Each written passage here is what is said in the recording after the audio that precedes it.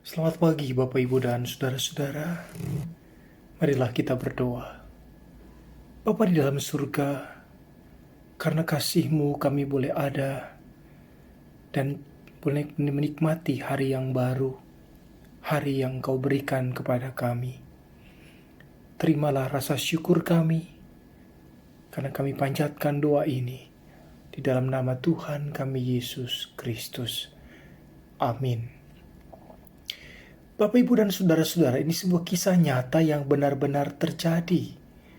Meskipun kisah ini sudah lama, namun kisah ini sungguh punya makna. Kisah ini terjadi atau dialami oleh mahasiswa Sekolah Alkitab Lawang, Jawa Timur.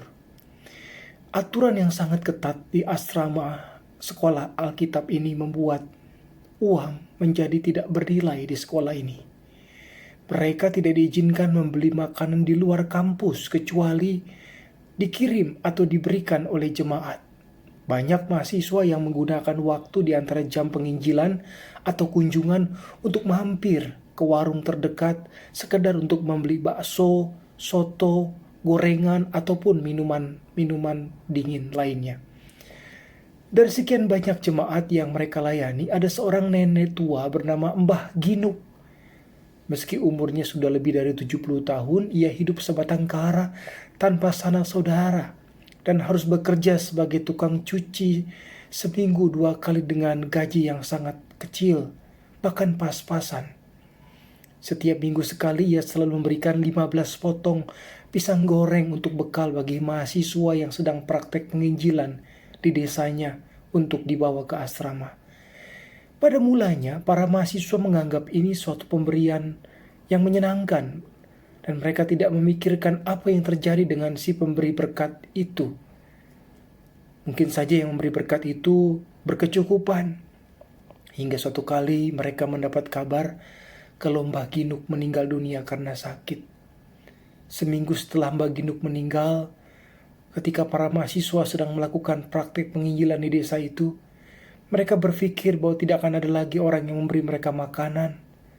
Ternyata salah satu penduduk desa tersebut datang menghampiri mereka sambil menyerahkan bungkusan berisi 15 potong pisang goreng untuk dibawa pulang. Usut punya usut, ternyata Mbah Ginuk sebelum meninggal telah menitipkan sejumlah uang ke penjual pisang goreng tersebut. Sejak saat itu mereka menyadari betapa mulianya persembahan yang dilakukan oleh Mbah Ginuk. Bahkan sebelum meninggal pun, ia masih tetap memikirkan memberi untuk orang lain. Bapak, Ibu, dan Saudara, dari cerita ini kita bisa mendapatkan pelajaran. Yang pertama, kalau kita memberi dari kelebihan kita, itu sesuatu hal yang biasa. Tetapi belajarlah memberi dari kekurangan kita, dan kita akan melihat betapa pemberian kita bisa menjadi berkat yang besar bagi orang lain. Yang kedua, Tuhan lebih menghargai pemberian dalam jumlah kecil yang mungkin juga tidak berarti di mata manusia. Hanya pisang goreng, tapi diberikan dengan hati yang tulus, ikhlas, daripada persembahan yang besar, tapi diberikan dengan pamrih. Yang ketiga, ingatlah bahwa kalau kita memberi pada sesama yang membutuhkan, berarti kita memberi pada Tuhan melalui sesama kita. Dan yang keempat, biarlah kita percaya bahwa apa yang kita berikan suatu kali kelak kita akan mendapatkan sesuatu yang baik, bukan untuk minta pamrih, tapi apa yang kita berikan biarlah Tuhan mendatangkan kebaikan untuk kita juga bisa menjadi berkat, lebih menjadi berkat buat orang lain. Bukan berlaku hukum tabur tuai atau kita memberi dengan pamrih, tapi biarlah kebaikan-kebaikan yang kita berikan itu akan Tuhan tambahkan supaya hati kita, cinta kasih kita juga semakin bisa kita berikan lewat segala apa yang bisa kita lakukan.